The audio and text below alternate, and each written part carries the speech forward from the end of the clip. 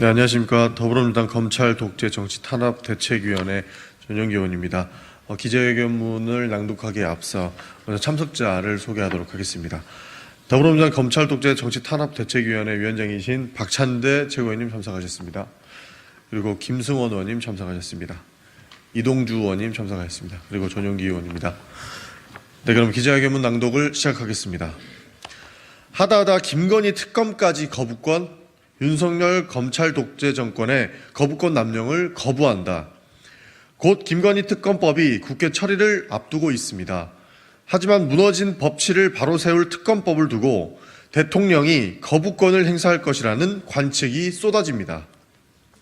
국회 본회의를 통과한 민생 법안들을 족족 거부하며 국회 거부, 야당 거부, 민생 거부를 일삼던 정권이 이제는 법 앞에 평등까지 거부할 모양입니다. 대통령이 거부권을 행사해야 한다는 국민의힘 일각 주장과 달리 김건희 특검법의 필요성은 점차 높아져 가고 있습니다. 지난 14일 뉴스타파 보도를 통해 도이치모터스 주가 조작 사건 관련해 김건희 여사 본인이 직접 통정 매매에 가담한 정황이 담긴 녹취록이 공개되었습니다. 김건희 여사가 매도 주문을 알고 있었고 당연히 체결될 것임을 알고 있었다는 정황이 고스란히 드러난 것입니다. 이렇게 김건희 여사가 연루되었다는 증거가 속속 드러나도 검찰은 요지부동입니다. 검찰은 도이치모터스 주가 조작 사건을 수사하며 권오수 회장, 주가 조작을 공모한 것으로 알려진 증권사 직원 등 주요 공범으로 지목된 5명을 모두 구속했고 사건의 주요 피고인들은 모두 재판에 넘겨졌습니다. 또한 2021년 12월부터 주범인 권오수 회장의 재판이 시작되었고 지난 2월 법원은 김건희 여사 계좌가 주가 조작에 동원됐으며 이 중 48건이 유죄로 인정된다고 못 박았습니다. 그럼에도 유독 전주로 의심받는 김건희 여사에 대한 수사는 깜깜무소식입니다.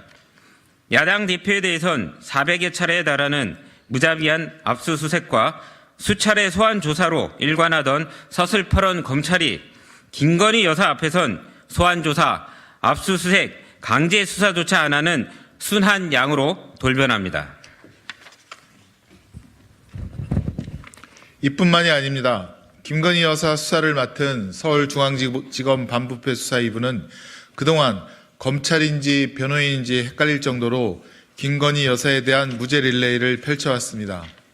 커버나 컨텐츠 대기업 협찬 의혹에 대한 무혐의 처분을 시작으로 삼성전자의 아크로비스타 뇌물성 전세권 설정 의혹, 도이치 파이낸셜 주식 저가 매수로 인한 뇌물수수 의혹까지 모조리 무혐의 처분했습니다.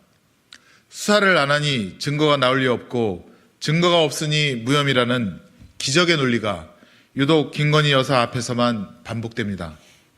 따라서 국회 본회의에서 처리될 주가 조작 관련 특검은 대통령 일가의 범죄 의혹을 밝힐 첫 걸음일 뿐입니다.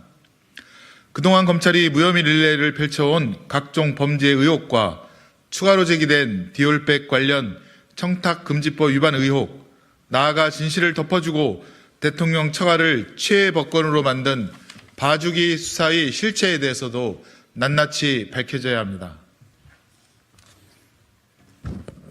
윤석열 대통령에게 묻습니다.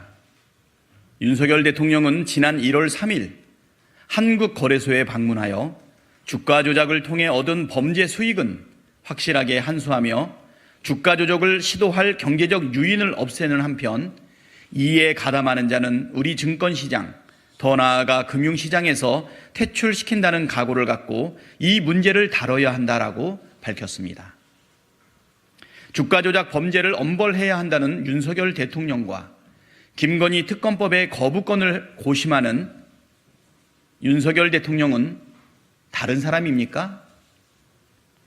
대통령이 김건희 특검법에 대한 거부권을 행사하는 순간 거부권을 행사한 윤석열 대통령, 거부권 행사를 종용한 국민의힘 모두 범죄 수사를 방해한 공범으로 전락하게 될 것임을 명심하기 바랍니다. 더는 법 앞에 평등을 짓밟고 있다는 역사의 오명을 자초하지 마십시오. 대통령 권한으로 당장의 특검법을 거부할 수 있을지 몰라도 진실을 밝히라는 국민의 요구마저 거부할 순 없을 것입니다. 2023년 12월 20일 더불어민주당 검찰 독재 정치 탄압 대책위원회, 이것으로 기자회견을 마치겠습니다.